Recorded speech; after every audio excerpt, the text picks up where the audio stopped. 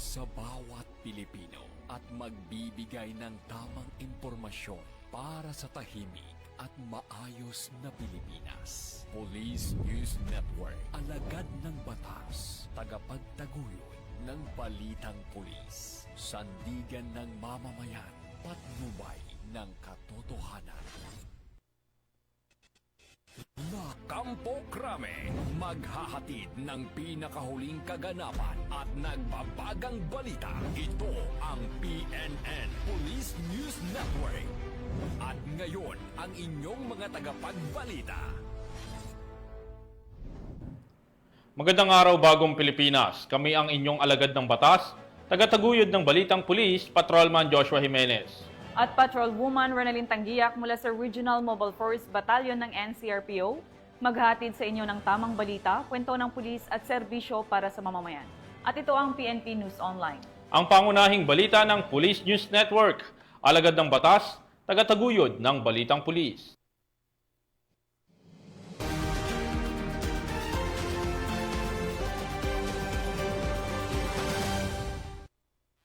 Balitang dapat niyong abangan.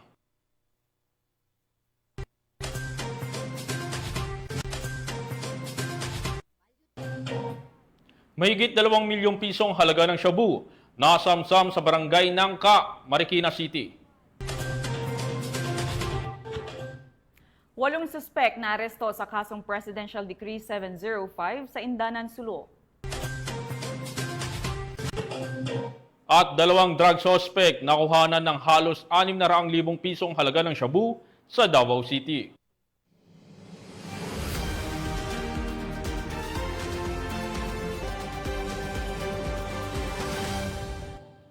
Narito ang mga balitang hatid ng ating PNN correspondents mula sa iba't ibang panig ng bansa.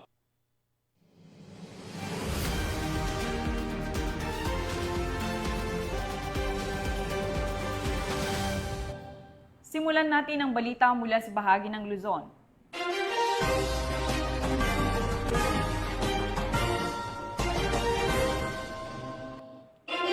Sa patuloy na pagtataguyod ng maayos at tahimik na pagbabalik eskwela, hatid ng mga kapulisan, katuwang ang ibang ahensya, matagumpay na naisagawa ang Balik Eskwela Joint Community Outreach Program sa Basista, Pangasinan. Sa pamamagitan ng aktibong pakikibahagi sa mga makabuluhang programa tulad ng Balik Eskwela, na ipapakita ng mga pulis ang kanilang malasakit at dedikasyon, hindi lamang sa seguridad, kundi sa kabuuang kapakanan ng komunidad, lalo na ng mga kabataan. Yan ang balitang hatid ni Police Staff Sergeant John Del Supremo. Sa layuning may paramdam ang suporta sa mga batang mag-aaral ngayong pagbubukas ng klase, matagumpay na isinagawa ng mga kapulisan, kasama ang TGPCRECIG, ang Balik Eskwela Joint Community Outreach Program sa Patakbo Elementary School sa bayan ng Basista, Pangasinan, nito lamang Hunyo 18, 2025. Ang programa ay naisakatuparan sa pakikipagtulungan ng Global Peacekeepers and Community Responder, Anti-Crime Intelligence Group, katuwang ang Rome Italy Mother Chapter sa pangunguna ni na Mr. and Mrs. Pauldine Mark Solomon Co. Sinimulan ang aktibidad sa pamamagitan ng isang panalangin na sinundan ng isang makabuluhang mensahe mula sa Officer in Charge ng Pangasinan PPO sa pamamagitan ni Police Lieutenant Colonel Buenaventura Benavides III, kung saan inilatag ang isang komprehensibong plano at seguridad. In line with this, we have laid down a comprehensive and proactive security framework to ensure the safety and security of our schools across the province. In support of the GPNP School for prompt police response in action, we have strengthened our coordination mechanisms to make sure that any incident, big or small, will be responded swiftly, professionally, and with compassion. Nagbigay rin ng mensahe ang GPCRECIG Commander ng Pangasinan Chapter na si Louie Turalba Torres. Ito po yung unang-una kong napili na school. Sabi ni Ma'am Daisy, founding president sa Italy, sabi niya sa akin, maghanap ka ng school na pwede natin tulungan, bigyan ng mga school supplies. Alam niyo, hindi po ako ng dalawang isip. Unang-una kong naisip, Patakbo Elementary School. Matapos ang mga mensahe, isinagawa ang presentation of certificates bilang pagkilala sa mga katuwang sa programa. Sinundan ito ng pamamahagi ng mga school supplies, food packs at libreng gupit sa mga estudyante. Taus-puso namang nagpapasalamat ang National Commanding Chairman ng GPCRECIG upang may sakatuparan ng programang ito. Kaya po nandito po ang GPCRASIG nagkakandak ng iba't ibang lugar po sa probinsya bilang maipahatid po namin sa kanila ang tulong para sa mga estudyante. So mabuhay po ang GPCRASIG at ang PNP. Andito po kami katuwang ng ating PNP, ang GPCRASIG. Maraming salamat po sa inyo. Ang ganitong uri ng inisyatiba ay patunay at patuloy na pag-abot ng serbisyo ng PNP at mga katuwang nito, hindi lamang sa usapin ng seguridad, kundi pati na rin sa paghubog at pagtulong sa kinabukasan ng mga kabataan. Mula dito sa Ilocos Region, ako ang inyong PNN correspondent, Police Staff Sergeant John Del Supremo, alagad ng batas, tagataguyod ng balitang pulis.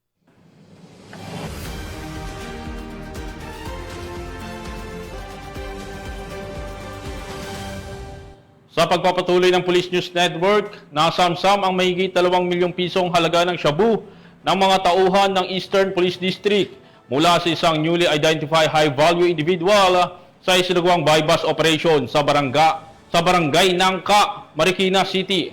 Yan ang ibabahagi ni Patrolwoman Ivy Corporal. Muling nasakot din ng mga operatiba ng Eastern Police District sa isinagawang bypass operation ang isang sospek na dati nang nahuli sa kasong droga sa barangay ng Marikina City. Kinilala ang sospek na si alias Rubin, 32 anyos, residente ng San Mateo, Rizal at ngayon ay newly identified high-valued individual. Nakuha sa kanya ang 295 gramo ng hinihinalang shabu na nagkakahalaga ng 2,006,000 pesos. Mahaharap siya sa kasong paglabag sa Section 5 at 11 ng Republic Act 9165 o mas kilala bilang Comprehensive Dangerous Drug Act of 2002. Ayon kay Police Brigadier General Aden Lagradante, ang tagumpay na ito ay patunay na patuloy ang pinagting na kampanya ng Eastern Police District laban sa ilegal na droga. Mula dito sa Metro Manila, ako po ang inyong PNN correspondent, Patrolwoman Ivy Corporal, alagad ng batas, tagataguyod ng balitang pulis. Salamat Patrolwoman Corporal.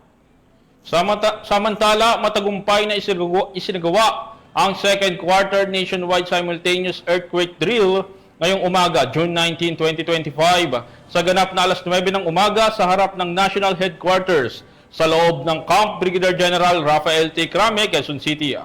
Ang aktibidad ay pinangunahan ng Philippine National Police, katuwang ang Office of Civil Defense at National Disaster Risk Reduction and Management Council bilang bahagi ng pinaigting na kampanya para sa kahandaan sa lindol at iba pang sakuna. Sa eksaktong alas 9 ng umaga, sabay-sabay na isinagawa ng mga kawani ng PNP at iba pang mga ahensya. Naroon ang drop, cover, and hold bilang paunang tugon sa isang senaryong lindola. Sinundan ito ng evacuation drill at simulation ng emergency response procedures gaya ng search and rescue, first aid at fire suppression. Kasama rin sa drill ang pagsasanay ng command and control systems, communication sa panahon ng sakuna at pag-coordinate ng mga first responders para masiguro ang mabilis at epektibong pagtugon. Ang naturang nationwide earthquake drill ay ginaganap kada quarter upang mapanatili ang awareness at preparedness ng bawat sektor ng lipunan sa mga posibleng sakuna.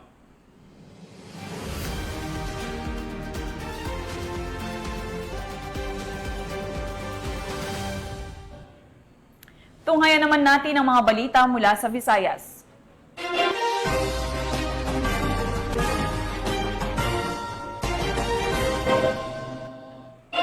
Napasakamay ng mga otoridad ang tinaguriang top 6 most wanted person, provincial level, matapos hahainan ng warrant of arrest sa kasong act of lasciviousness sa Cebu City.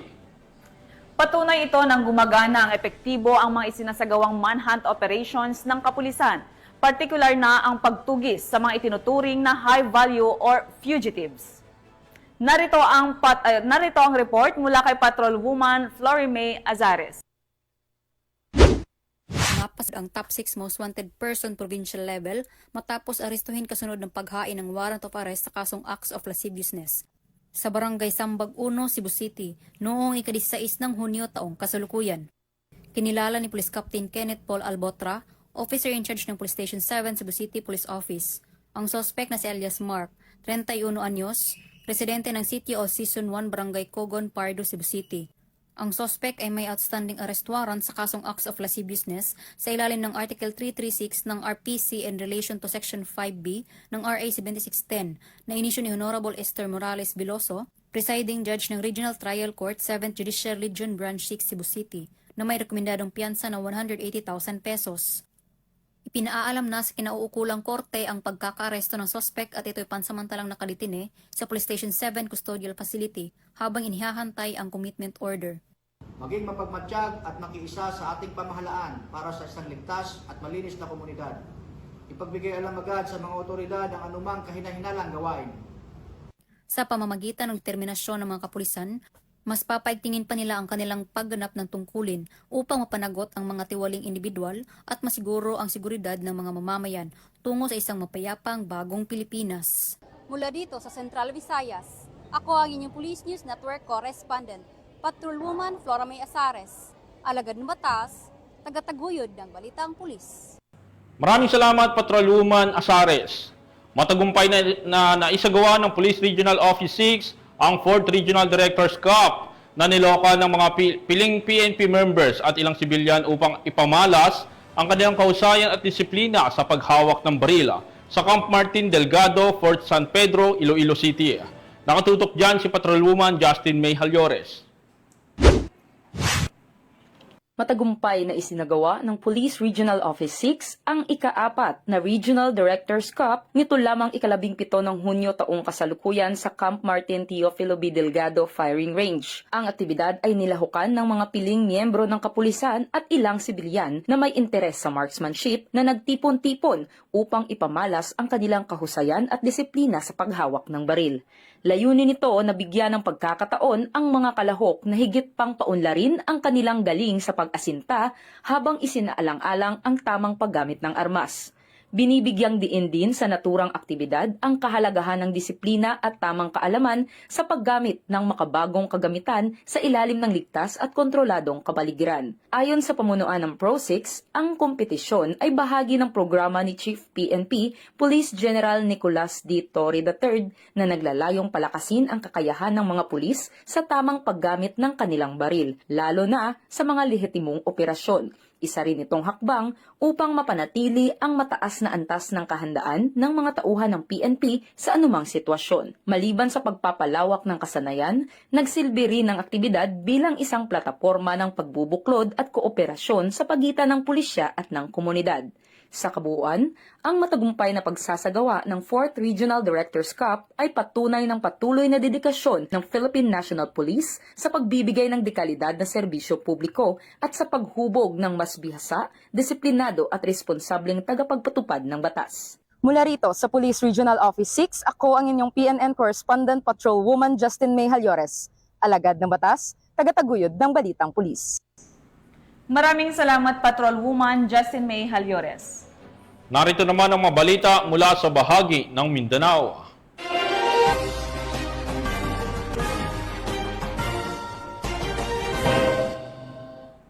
Pinangunahan ng Cotabato Police Provincial Office ang isinagawang PNP-wide Annual Inspection of Disaster Response Equipment bilang paghahanda sa mga kalamidad ngayong panahon ng tag-ulan na ginanap sa Amas, Kidapawan City. Layunin ng aktibidad na tiyakin ang kahandaan ng mga kagamitan at tauhan sa harap ng posibleng kalamidad tulad ng pagbaha, landslide at iba pang sakunang dulot ng masamang panahon. Sinuri sa inspeksyon ang kondisyon ng mga rescue boats, life vests, medical kits, communication equipment at iba pang disaster response tools. Ibabalita yan ni Patrolwoman Brylin Jean Cabunilas.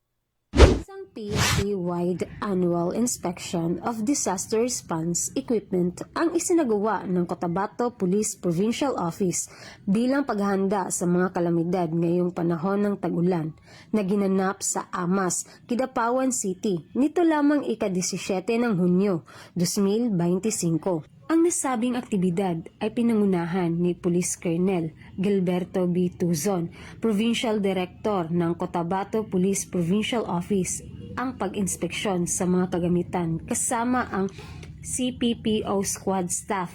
Kabilang sa mga sinuri ang mga kagamitang search and rescue equipment, ang mga hand tools, digging tools, emergency medical kits, communication devices at iba pa.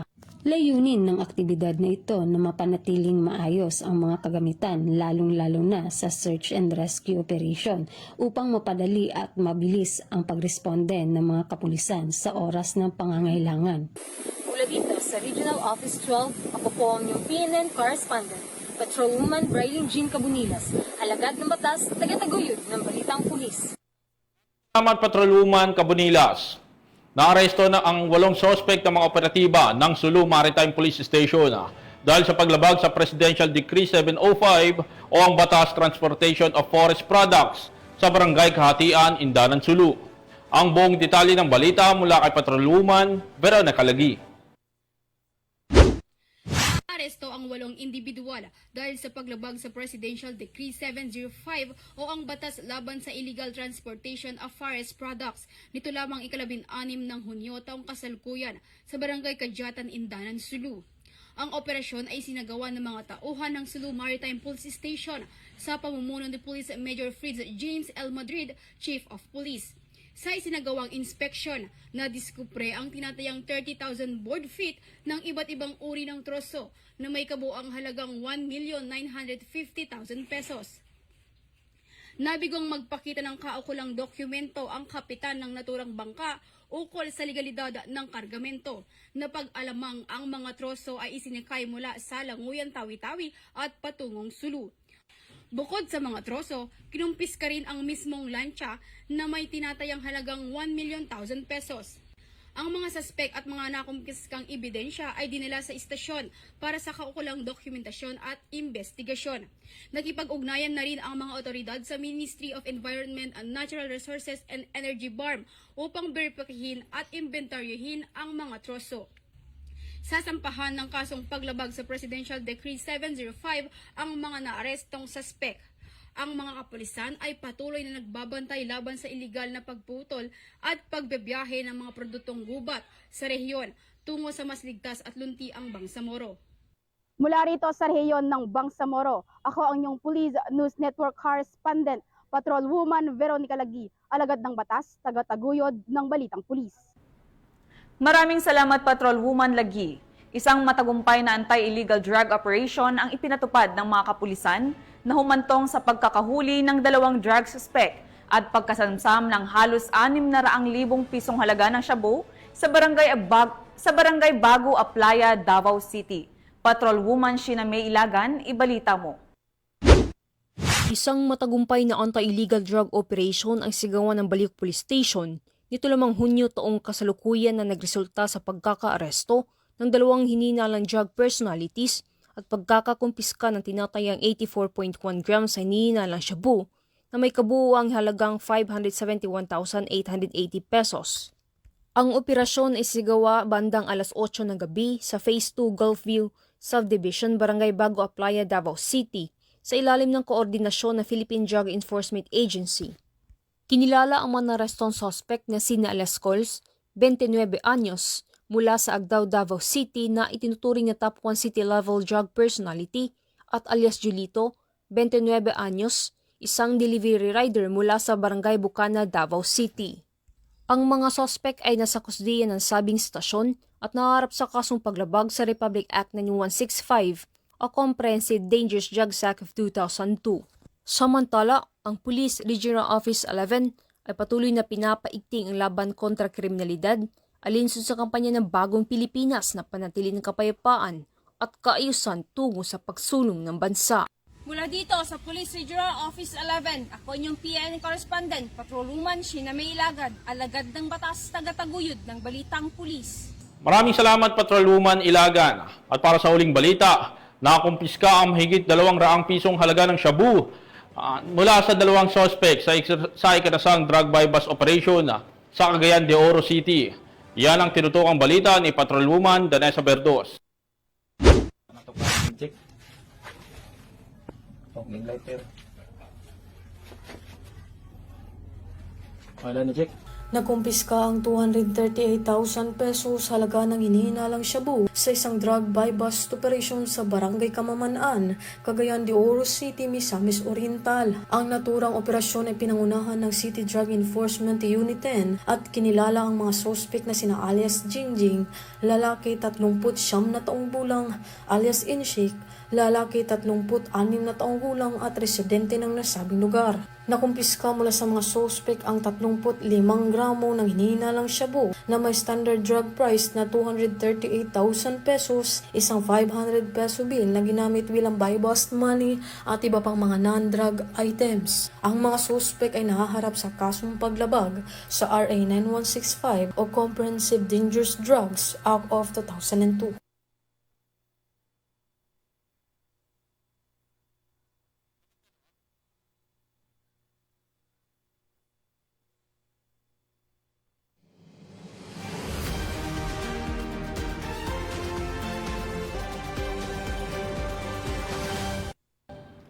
At yan ang mga balitang nakalap ng ating PNN correspondents mula Luzon, Visayas at Mindanao.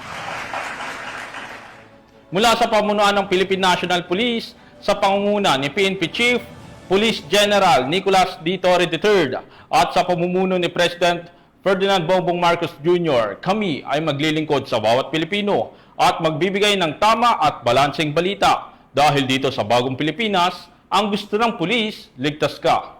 Mula rito sa tanggapan ng tagapag-ugnay ng pambansang pulisya,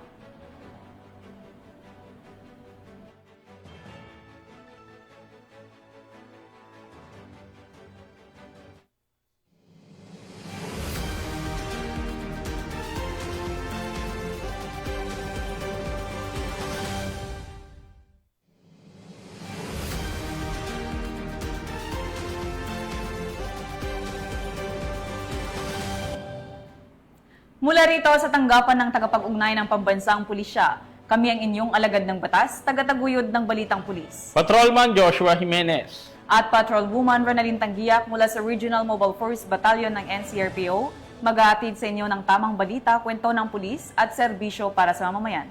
Ito ang PNP News Online. Ang pangunahing balita ng Police News Network.